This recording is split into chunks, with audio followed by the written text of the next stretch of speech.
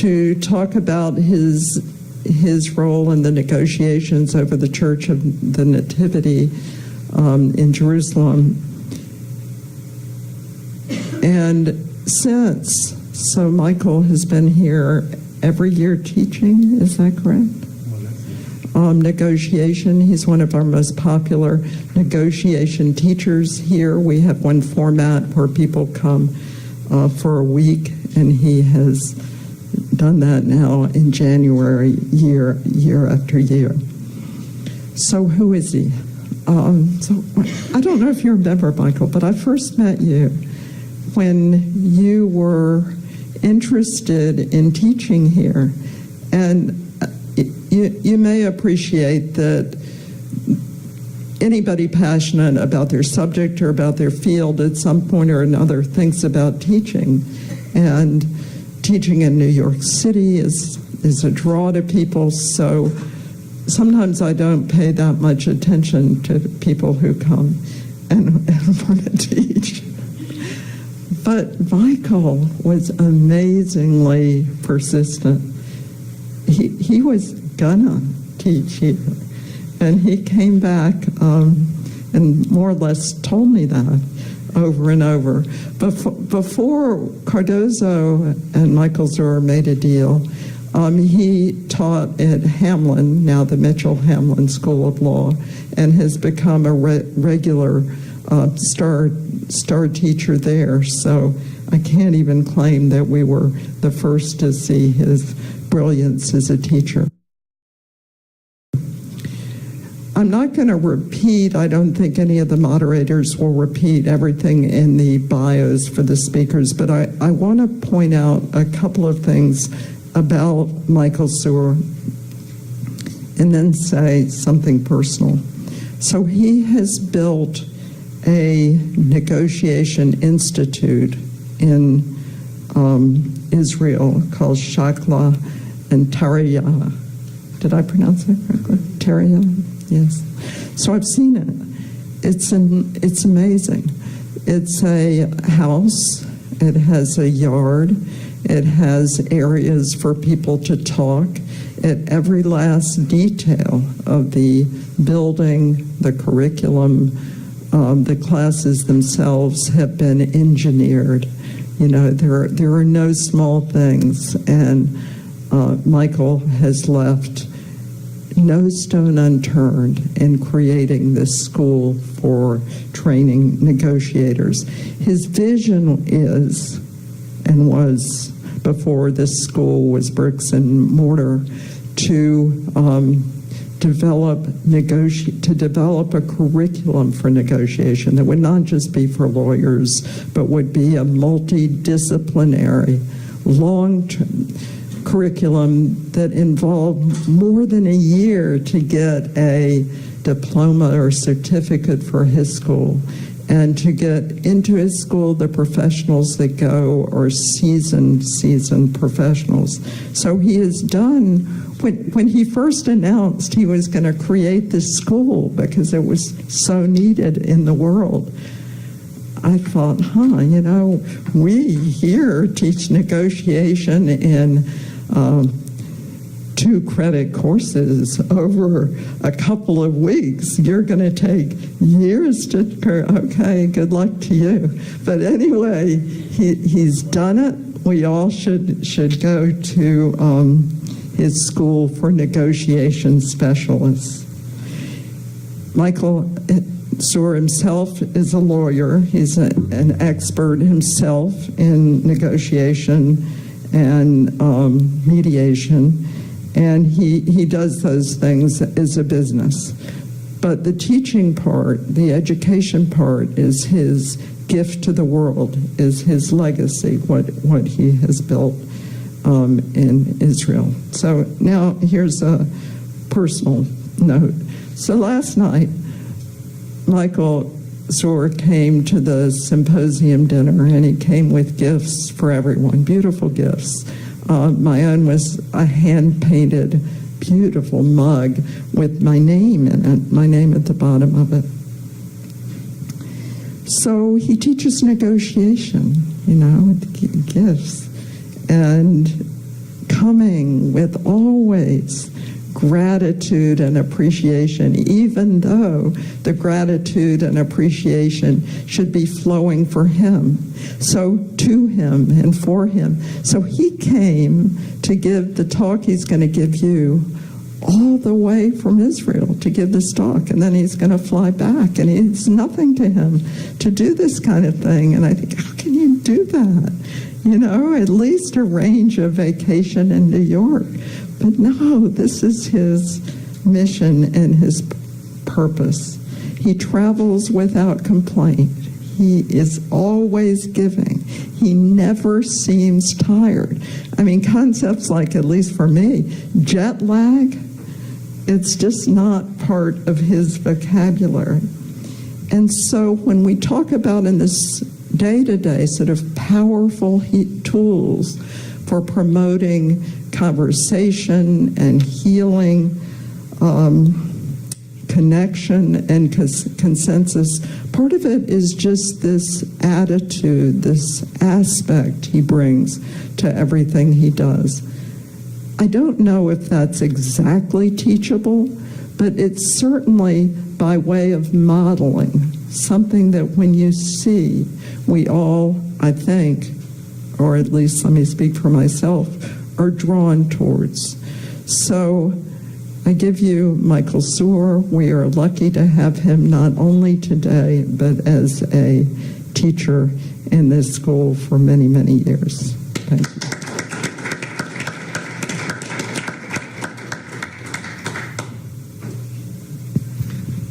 Okay. I don't know what to say. Now it's everything that I may say just may. But usually I say in those situations, you shouldn't believe everything you hear. You know, yeah. With that. Yes. Thank you. Let's see, this is working.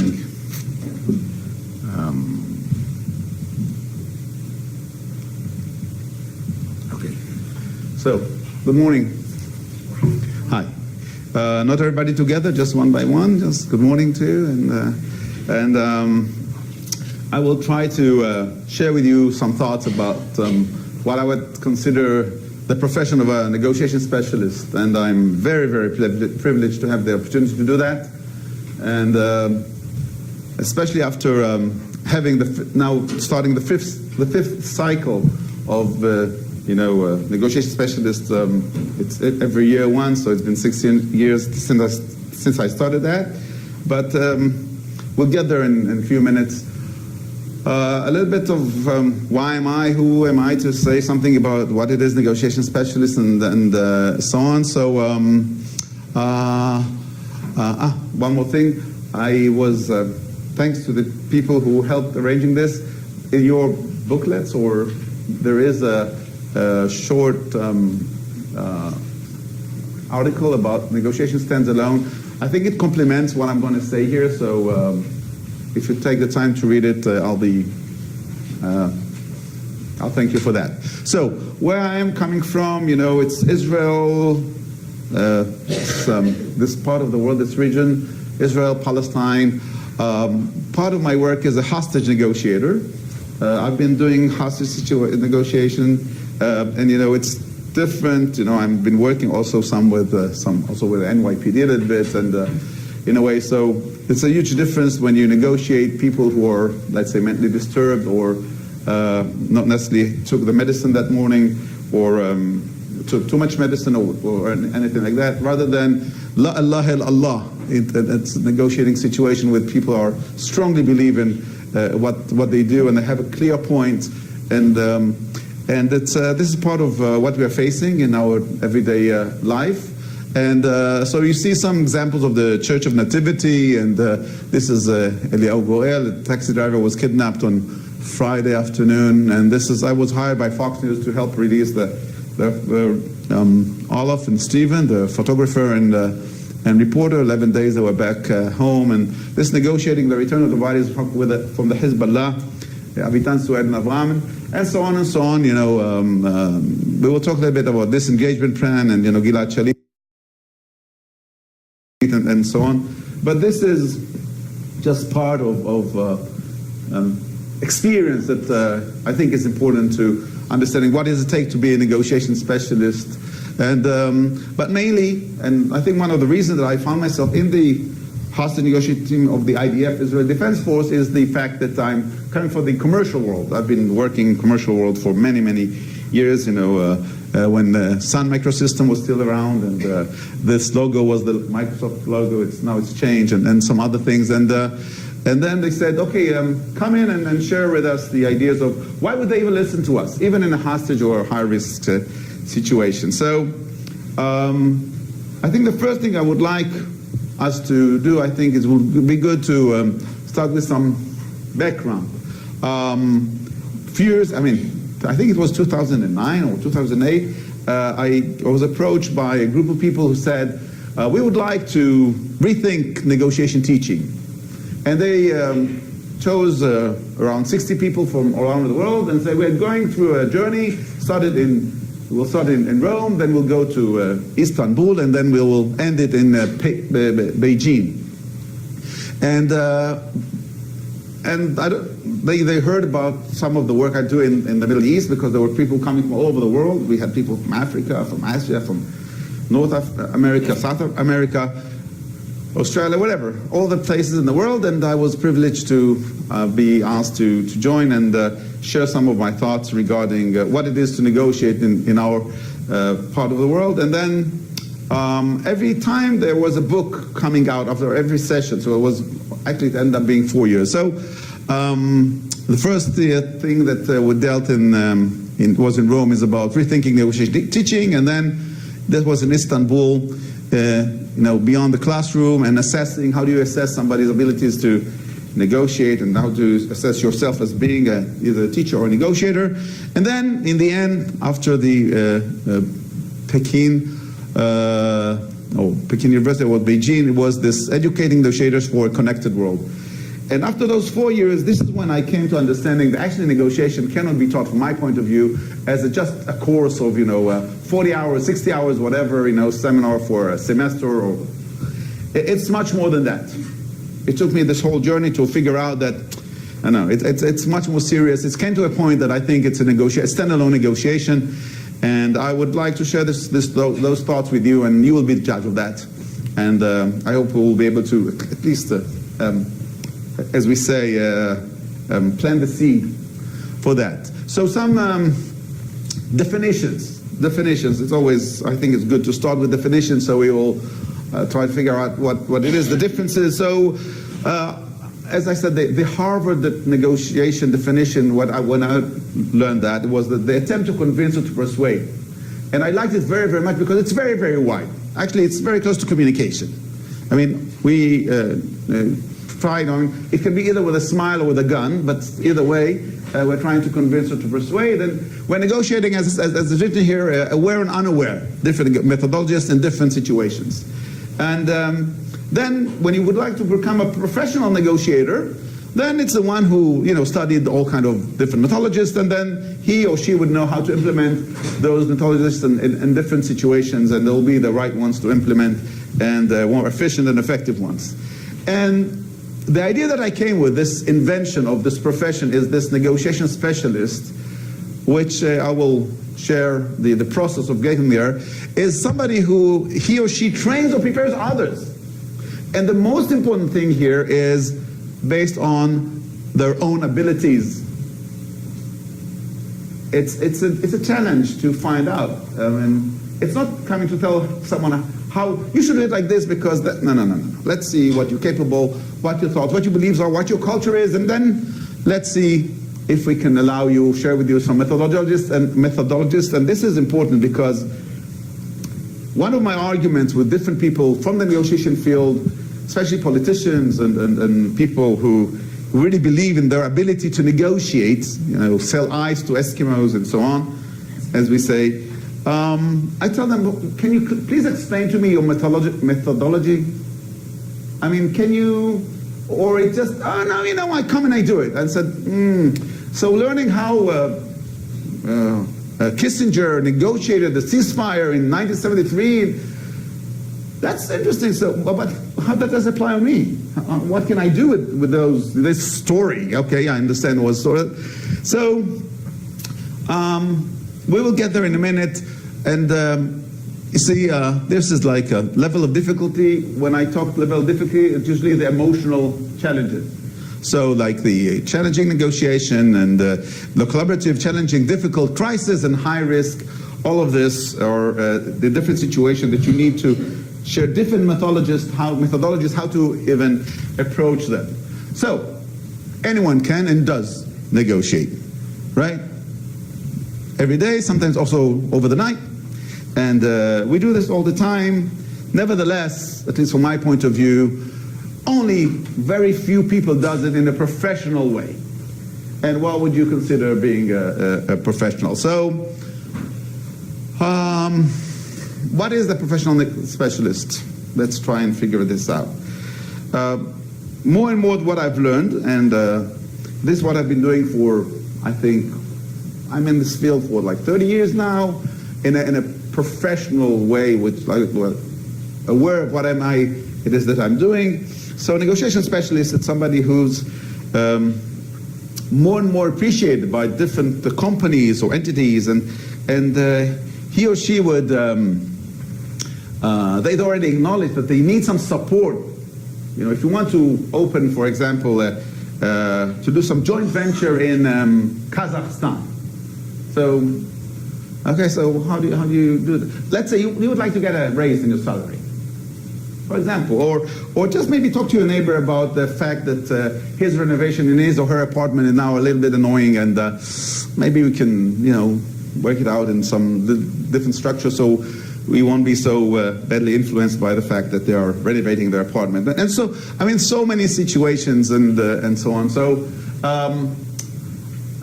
it's mainly efficient decision making throughout the negotiation process, and most delicate situation. By the way, here is important to understand that most of our clients, or my clients, are very experienced negotiators. But sometimes they're facing something that are not that clear about them. What would be that's nuance, that maybe this may help us deal with this situation. And from my point of view, and you'll see it by the end of this presentation, my definition of what is the negotiation goal today is only about saving assets. I mean, the concept of win-win situation is very nice, but it's very limited. You know, some people say it's only win-win if I win twice. Yes, and the concept, which is, I mean, win-win is a very limited concept, because I will collaborate with you as long as I gain something out of this. The minute that I will believe subjectively that I can gain something else somewhere else, take a hike. I'm already over there, including some, very intimate relationships. So the fact of, that this win-win concept is very limited. And we should understand that it's about saving assets. Negotiating today, not only in the commercial world, it's about saving assets. And by the end of this presentation, I think I will share with you what is, from my point of view, the most expensive asset that we have, and what is our most precious asset that we need to protect, I believe. So the objective is to protect organizations' resources and save its assets. And still, we find all kinds of people elected as different negotiators, and you would wonder, where did they study? I mean, some of them are holding very important positions in our world today, and I don't think in their curriculum there is any, I say usually they didn't even pass next to a class, and inside they were teaching somebody was teaching negotiation. I mean, what? How this person how does he or she is even saying that they can negotiate something like that, because they were elected to a position, and then the fact that you brought a child to the world doesn't mean that you're a parent, right?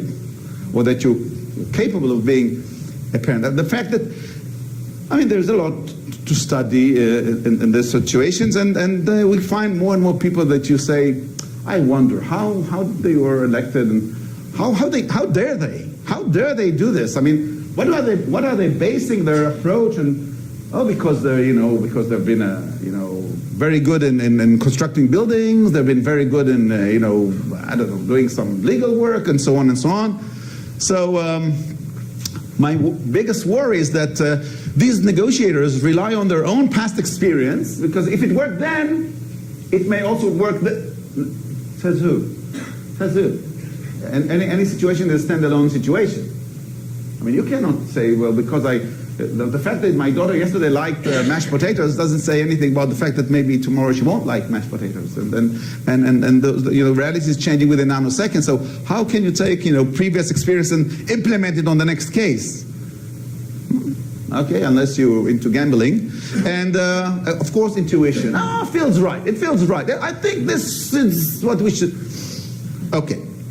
So first of all, let's do some research. We're an academic institute. So let's go and do some research and see what it is that we're talking about. So I said, this, by the way, this research I did 7 years ago. Before I started, I wanted to make a point, and there's also an issue with the academic recognition of this profession. So there's all kinds of things that I try to build. I've been involved in academic for over 22 years now, and as an adjunct professor, and in some institutes as faculty. So I said, let's 7 years ago, internet was limited than today, but let's see what they teach negotiation in different places in the world, and so we can base something. So here is what we found out. I mean, there was all kinds of things, but key findings. So first of all, as you can see, it's not only universities, but it's worldwide. I mean, everywhere. I don't think there's any newspaper or any news program that doesn't have the word negotiation in it, in this way or a version or another, globally. Whatever you open it, you listen, there's a negotiation. Somehow it's said. And then it's usually it's a secondary skill. Like it's a course that you can take a course during learning different subjects. And what was interesting that in the beginning, many years ago, it was mainly like law and business.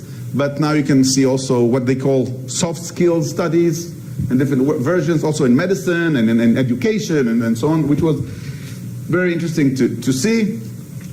And then the content was quite similar. In many places they still teach 7 elements of collaborative interest-based negotiation.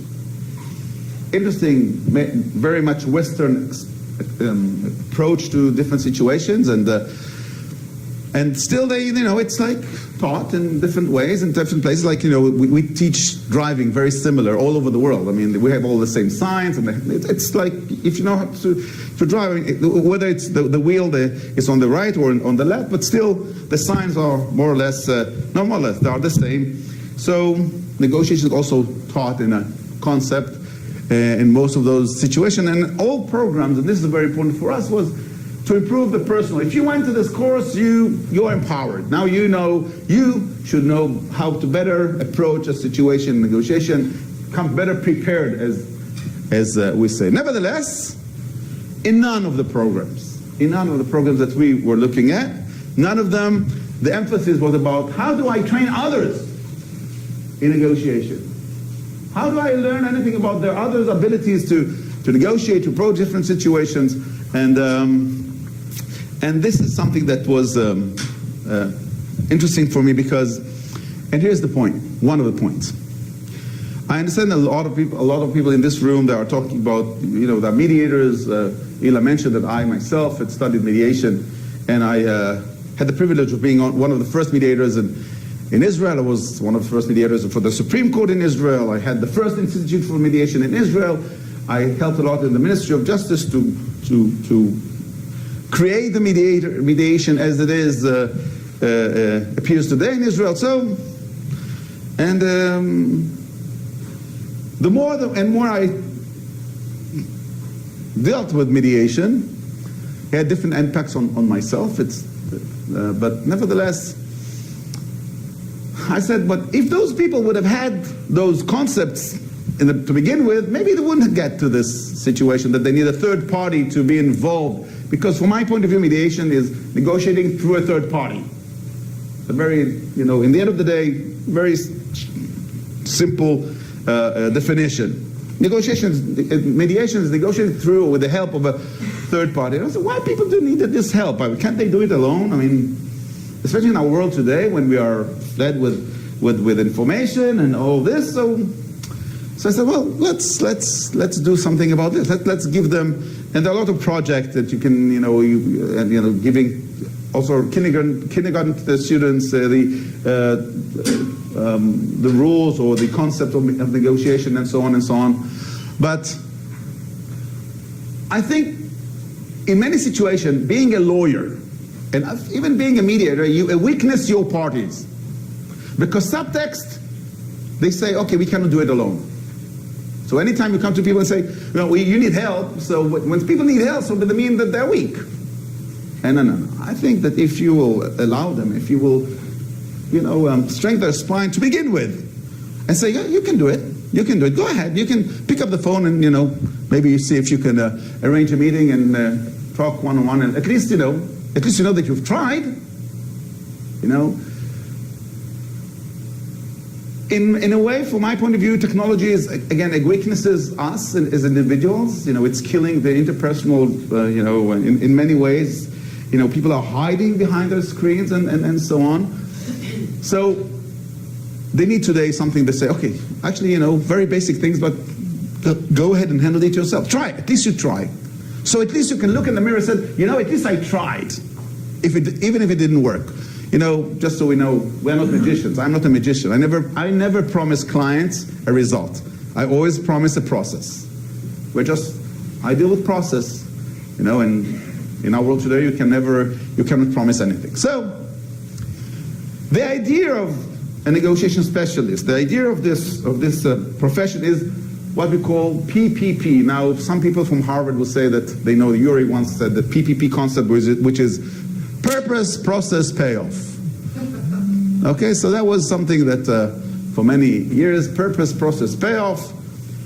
Nevertheless, and I agree with, you shouldn't negotiate if you don't know what the purpose is, and have some kind of structure of the process, and making sure that all the people involved, all the parties involved can live with the result.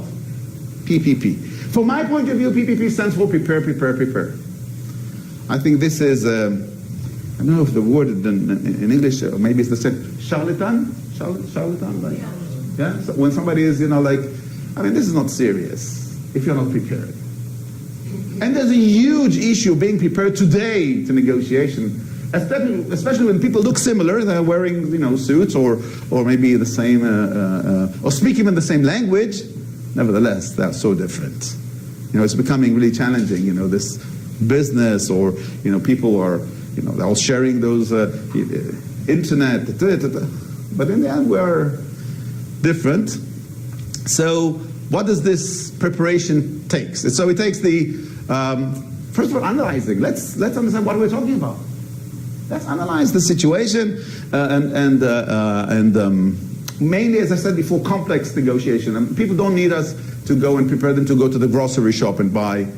Usually, they don't need that for that. I'm talking about situation that are involved with some cross-cultural issues, usually very high level of stress.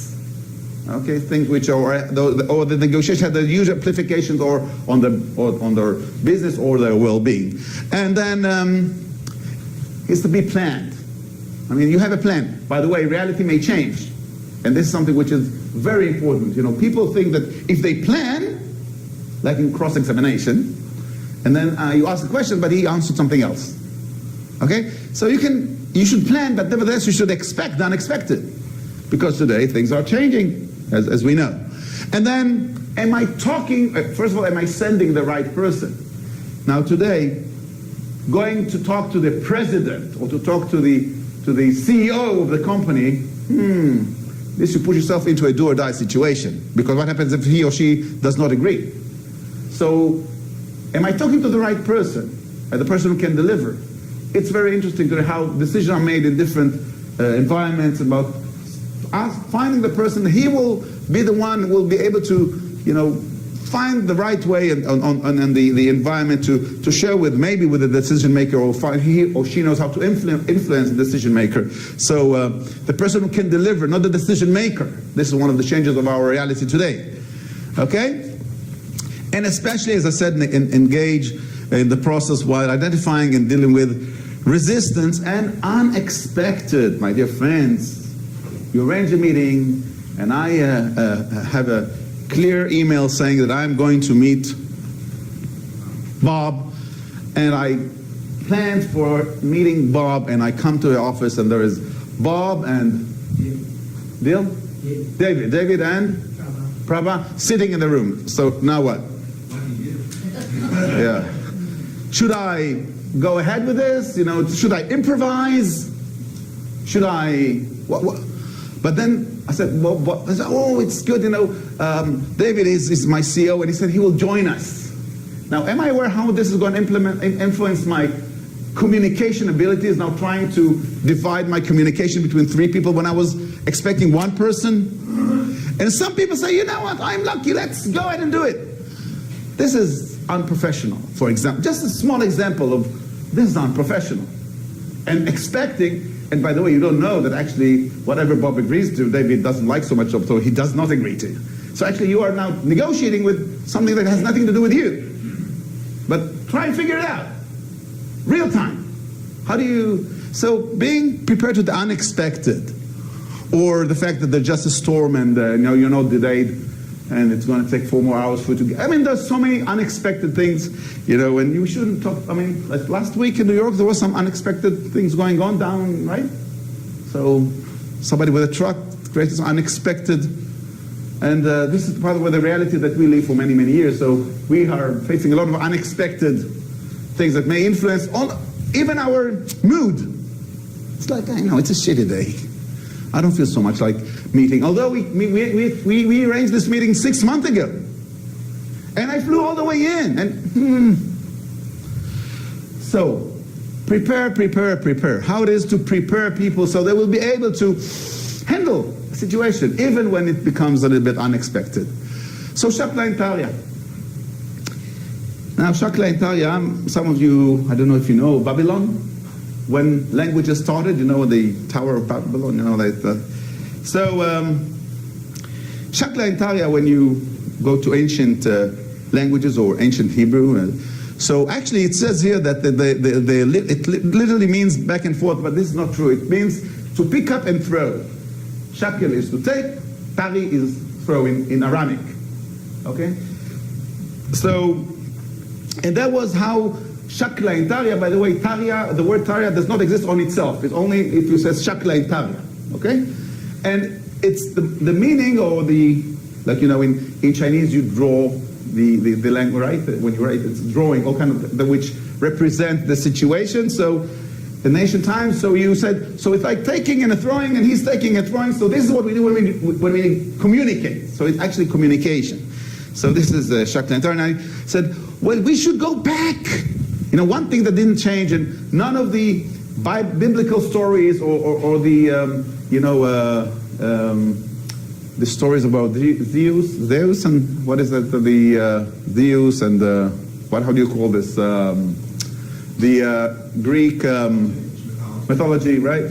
And what never changed, it's, you know, it's people. When you read the stories, say, well, she was envy, and he was angry, and he was this, and it's so good. All those stories, they make sense to us because it's people, okay? And he had to hide, and this was so, and this didn't change. And it doesn't matter how technology will take over, it will never take over the eye-to-eye contact, whatever happens. And in the end of the day, or in the beginning of the day, we will need to come and say, oh, good to see you. I'm very glad to finally meet you. And the only way to know that Brian had looked down before he shook my hand is if I shake his hand and I see, oh, his eye contact is going there before he goes, this is interesting. And I don't make any assumptions about it. I just see it, and I may ask, well, Brian, everything is okay? And, well, you know, I was a little bit embarrassed about handshake because we're not used to, and I should know that they're not used to handshake, you know, especially when talking about issues of gender and so. So this thing of coming to this interpersonal something that I guess will never go away. It doesn't matter where technology will take us. So I said this, honoring this eternal values this skill represents, of discussing. Let's talk. Yeah. Okay. So who are the people that I would, every year there are around 100 people who are interested in coming to Shakla and Tariya, and we have only 18 seats. Like there was only 18 people, which, and so they come, interested, and then after we have a open day, as we say. So I have 3 open days a year. So in the end, there are 50, and from this 50. Maybe around 36 are more serious after they understood what I'm talking about, because it's a huge investment. It's 800 hours, academic hours, 2 days a week, coming from 8 o'clock, 8:30 in the morning till 6 o'clock, 6:30 in the afternoon. Very experienced people. Their time is very valuable, so it's not so easy. And then I do a home visit. I go to their houses to interview their families if they're going to support this journey. And and then in the end, I end up picking 18 people, which are, from my understanding, suitable to be the ambassadors of what I believe is this profession, and doing it in what I could call the right approach. I don't know what is the right way, but as you can see, especially we have here people who were dealt with extreme situations in their past. Been there, done it, seen it. They know the feeling. They in the NYPD, when they choose people for the hostage negotiation team, so they're mainly curious about people who had experienced failure. Not people who always used to succeed. Failure. Okay. So you know how it feels. Good. So we may consider taking you to this to our training and take it from here. And then it's proactive approach. People today, especially for different reasons. Oh, let's wait and let maybe if you wait, it will go away. No, it won't. You should be proactive about it. Are you willing to do something? Take responsibility to the situation and do something about it. Okay, so those are the people, and here are some, I think, the qualities that I usually look for in those people. And I usually say, there's 9 qualities. If you have 8, it's okay. It's 8 out of 9 is. It's fine, and you can understand already from here that we're talking about very experienced people. Usually the average age of people coming to learn this profession is 40 and up, 40 years old and above, 40, 50, we have people. It's, and it's not because they're not very intelligent people in the age of 20, 25, and 30, but experience is something which I think it's needed if you want to talk to other people about different challenges of life. And, in mediation, especially family mediation, so one of the things that I always said, I would always prefer co-mediation to create some gender balance in the room. But nevertheless, I think it's quite interesting when a male says, I understand how it was in the labor room. It sounds like it was really hard that he wasn't there. So, there's some things that if you didn't experience, come on. And I'm not talking about experiencing exactly the same thing, but being in this neighborhood of understanding of,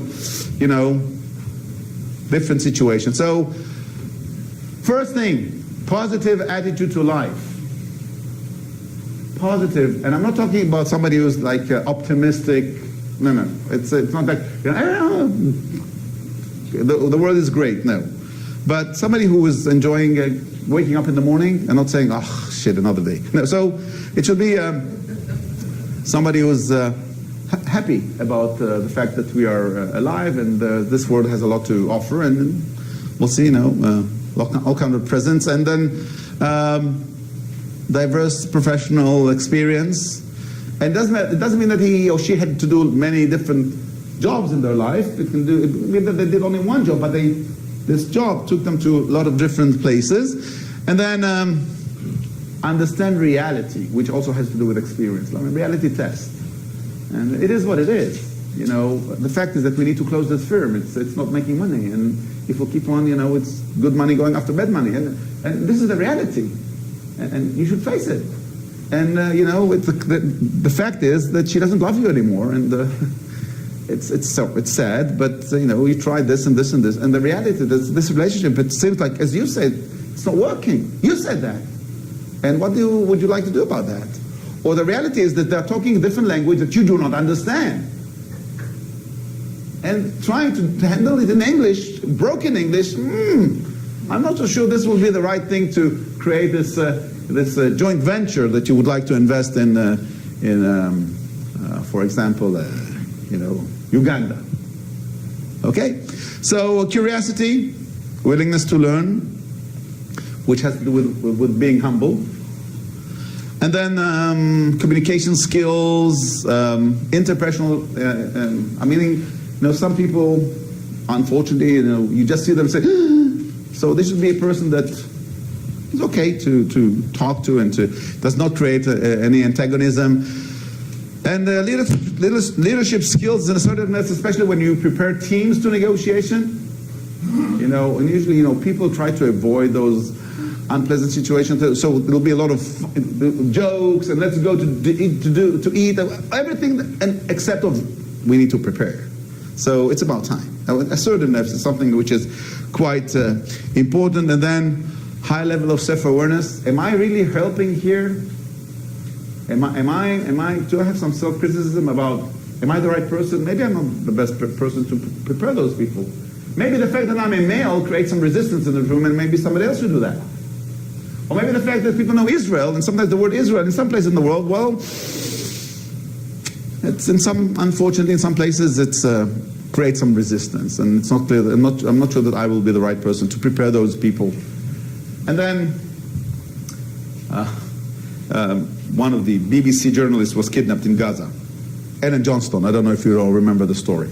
He was living there for 4 years, and then I was approached by the BBC bureau in Jerusalem they got some recommendations from Fox News that I did with them a few years before that, the work with Stephen and Olive. So I get to their office, and I give them the basic understanding of, if they wanted him dead, he would have been dead already. And if this is the case, it's like this, and this is. And by the way, usually in Arab places, you don't kidnap your guest or you don't harm your guest. It's not the culture, and so on and so on, and there are other things. And I explained to them that okay, this needs to be handled, and they were quite impressed. And the next day they called me and say, well, unfortunately, the BBC headquarters in London says we are not willing to hire anyone who served in the occupation army. Okay, that was one of the first times that in my life that I was denied of doing work which has to do with more or less with people's lives because I was an Israeli. So, but that is, as we say, that's always the first time. But the most important thing from my point of view is the person that looks in the mirror and says, what you see is what you get. I can live with the result. No, I'm okay with myself. You know, a person who lives at peace with him or herself, in our world today, it's sometimes become challenging.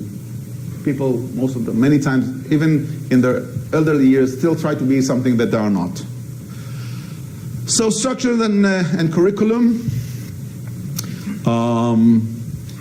So those are all words, but I'll get there in a second. Unique, challenging, and professional, but mainly, my dear friends, mainly. Negotiation is something very practical. Okay? Usually I say I don't like theory and negotiation. What do you mean? Theoretically speaking, he would have signed the agreement. Theoretically, she would have married me. No, she either married you or not. Okay? They either signed the agreement or they didn't. So it's very practical. It's very practical. So when we talk about training people as negotiation specialists, in the next slide I will talk about different subjects that we share there for this 800 hours, academic hours. And by the way, they practice at home. We do some simulations, but it's, you know, usually I say negotiation appears between the meetings. You know, negotiation, the process, the actual negotiation doesn't happen when we talk and say, no, we usually plant the seed and then you walk into a shop and or boutique or something, and you see a shirt, and you say, well, this is a very nice shirt, very expensive. You put it back on the hanger, right? And you walk 3 steps. Oh, don't I deserve it? I'll take it. Okay, so in the 3 steps, the process of negotiation took place while you were, okay, let's go. So that was when the negotiation actually process took place. Okay, see, that was the seed, okay? Okay, 3 steps. It depends, a different situation. It's in between the interventions. This is when the negotiation actually appears, happens. So provide participants with comprehensive and practical knowledge, as well with actual negotiation practice. And then we change, negotiation, technology changes everything. I mean, we have to update our curriculum. I think every year we do that. There's always some courses that we are changing or adding. And for example, last year we added negotiating with how do you say, the third age? Like people who are, there's a whole, one of the mega trends are people are becoming old in this world, right? Europe is a huge elderly house, okay, as we see it today. So what it is to negotiate with people of the ages of 80, 90, does it require a different concept and method to approach? I can tell you, 2 months and 6 days ago, my mother at the age of 93 had passed away. And that was 9 years after my father, who was in the age of 93, passed away 9 years ago. Now, my mother, she wasn't born in Yemen, but she was Yemenite. Yemen. My father is from Germany. Hörlingen bei an der Donau. Jawohl. 7 different languages at home, not to mention the different types of food. You want to talk about cultural negotiation? Some people from my father's family still called my mother Schwarze, the black one. And understanding what it is to negotiate with your mother when she gets over the age of 85 and she gets scared from different things, and still she's in her senses. Thanks God she passed away, healthy, no medicine, no pain, in her bed, hugged by us. But still, the last few years was a different kind of negotiation. So I didn't create, there is somebody who specialized in rather older ages, and we created a methodology of how you somehow regain trust of those old people in their own society, their own family, because sometimes they're all kind of so it's just a small example of what it is to add more methods. So a philosophy of methodology and practice, 2 stages. It's not enough to just learn all those and practice those methods. Then once you get your qualification, then you need to get your certification.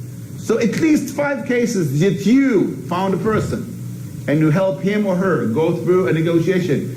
We do not negotiate on other people's behalf. We prepare them to negotiation. I hope this is clear.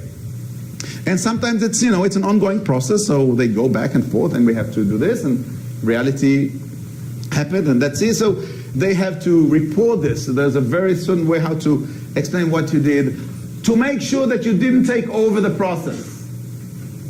Again, some people in those situations are so weak, so what should I do? Tell me, give me an advice. This is malpractice. If you give an advice, this is malpractice. If you tell them what to do, this is malpractice. They know what to do. Balance, the yin and yang. No worries, no worries. We are not playing God. Okay? So 10 months, it's, as I said, 800 academic hours, and then at least 5 cases or more. And I will give you some, okay, we'll say about those who can teach.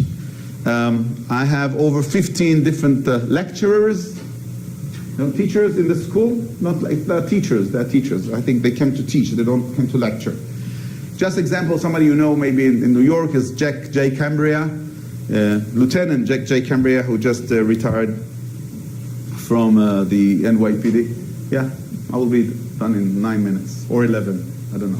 But, nevertheless, I fly him in all the way from New York to teach high risk or emergency negotiation. He is considered the most experienced person in the world. After being for 14 years the commanding officer of the hostage negotiating team for the NYPD. By the way, he was, before the 16 years, he was the head of the SWAT team. So we're not talking about a tree-hugger here, okay? So, and then before that he was a detective. And the average for in New York, 12.5 million people per day, is between 2 to 3 cases a day. And a case is not somebody's calling in the morning and said, I'm not feeling so well, maybe I'll do something to myself. This is dealt with 911. A case is when you come, or somebody in the subway is holding a knife against somebody's throat. This is a case. Or somebody stands on a bridge and says, maybe I should jump.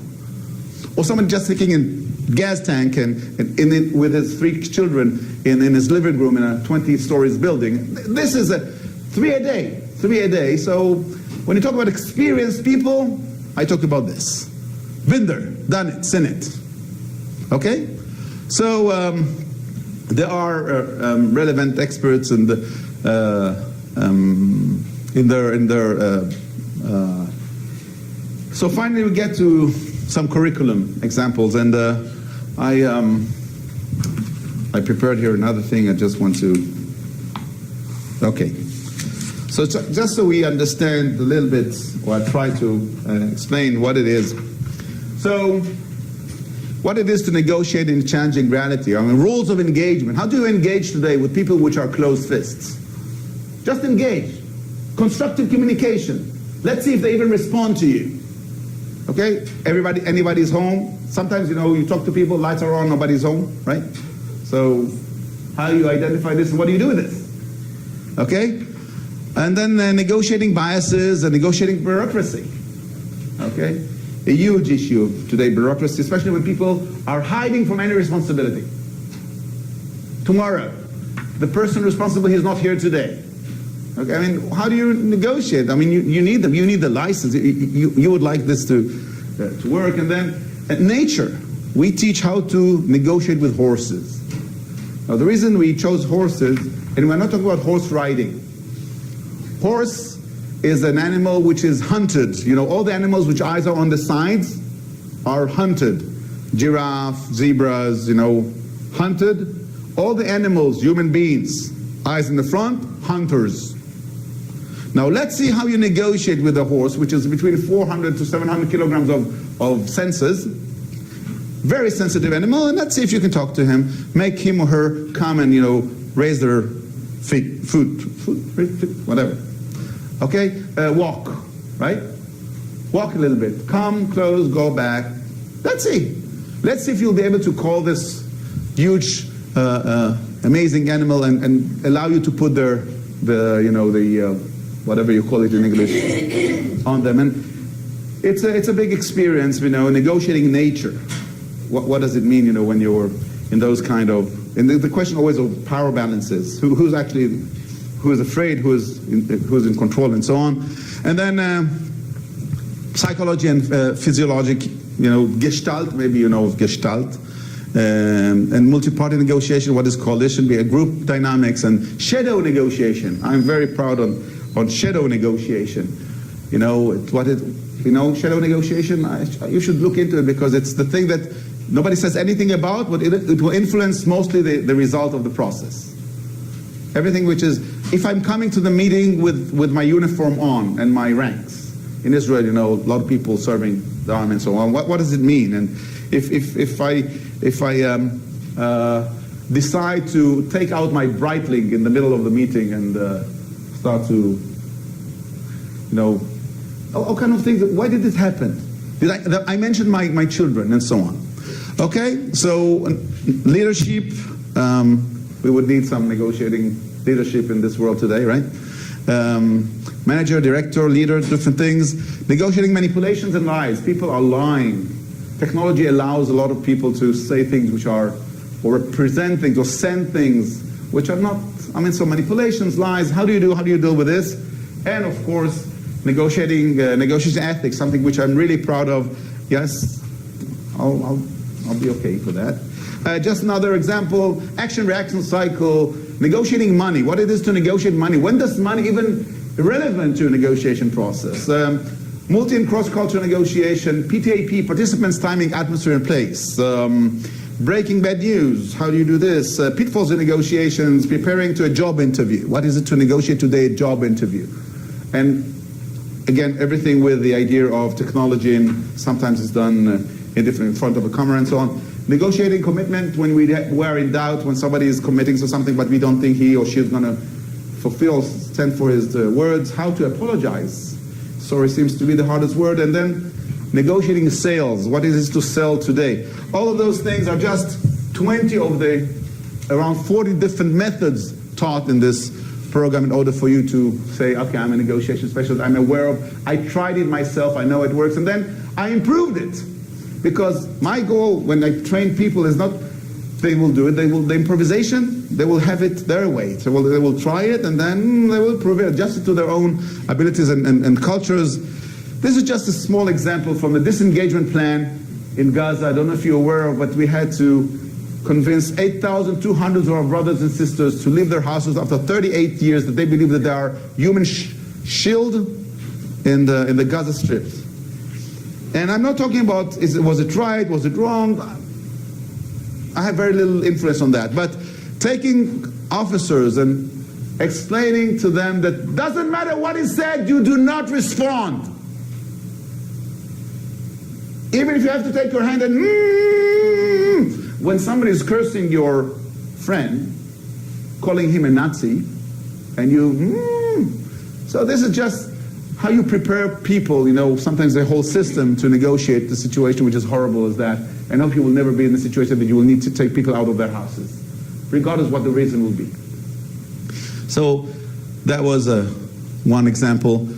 Those companies here are already companies that realize that they need preparation by specialists for different situations. Ernst & Young, for example, they already understand that accounting is becoming very, very limited in the world today, and many accountants are becoming negotiators instead of just tax advisors because they need different skills now, because the computer is taking over all those regulations.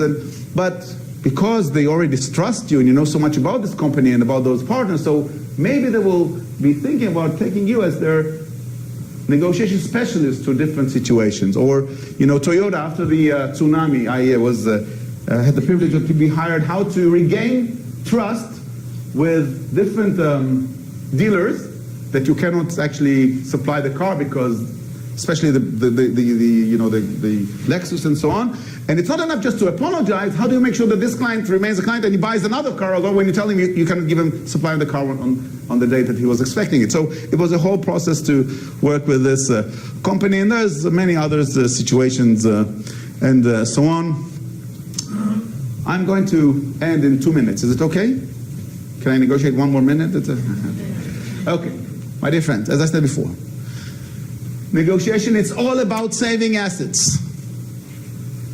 I mean, this win-win concept, which is so strong, it's nice, as I said before, but it's saving assets. And the most expensive asset is our feeling. 3 Nobel Prizes were given to the fact that the emotional is controlling the rational. And the last thing you want to do in negotiation is to hurt someone. And we do this sometimes, many times unintentionally. And this is very expensive. Very expensive. So be aware, especially when we're talking about a a multicultural situation or the world is becoming this globalization. Make sure that you didn't hurt anyone. And then your most valuable asset is your reputation, especially in a world today that anyone can Google you. So those things people sometimes are not, those methods are a little bit more modified to this kind of understanding. Negotiation fundamentals of Shakla and Tariya, 3 things, and this is just one before the last slide. So, from my point of view, negotiation appears in your partner's head. It's over there. It doesn't matter how much you want to convince him or her, as long as you didn't understand how he or she is thinking. It doesn't matter if this is Hassan Nasrallah or Hitler himself. It doesn't matter who you're negotiating with, who is the partner to the negotiation. Figure out how his head is working. You don't need to agree, but you need to understand. And unless you understood that, nothing will happen. Okay, so try to figure out. Okay? So negotiation appears our partner's head. It's over there. You know, in sales, many years ago, trying to sell, to convince you. The attempt to convince or to persuade. You know, today sales is all about the art of asking questions. Tell me what you need and, see, I have two like this in my car. It's all about defining needs. Tell me what it is that you need. Okay? Then our main goal is to enable constructive communication. Constructive, something we can build on. Okay? Not being cynical, not being over polite, so lovey-dovey. No, it's not. Let's be constructive communication. Can we create this? A lot of preparation about that. And of course, the who controls the how will control the what. The person who's controlling the process will have a huge influence on the outcome. The process is, you know, the outcome is a product of the process. So there's a process. It's a process negotiation. And the last thing, my dear friends, before I say goodbye and thank you again for your time and willing to listen and at least think about this.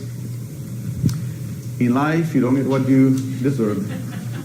You get what you negotiate for. So you should remember that. I mean, if you have somebody to blame, usually it's yourself. If you have anyone to blame about the situation where you're at, it's your contribution, as we call it. So just remember this. And I don't know even one person who is not capable of negotiating. So I hope I managed to create some thoughts. I refer you to the article. Only 9 pages, not so much, and I think it was written a few years ago, but still.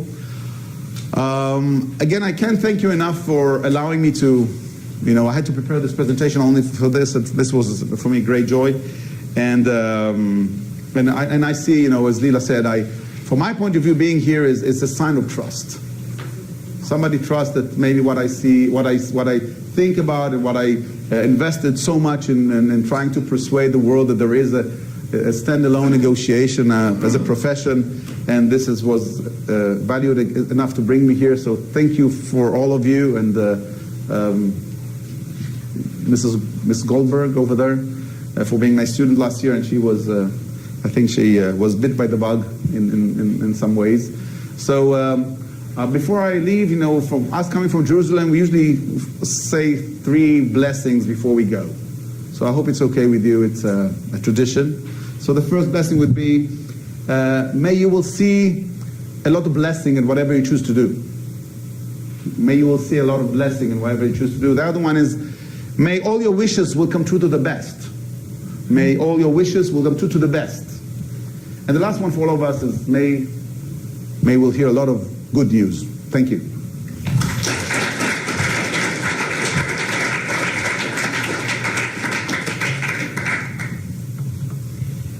We're going to take a 10-minute break now for coffee and bathrooms and the like. The break is slightly shorter than on your program. We will get back on track in terms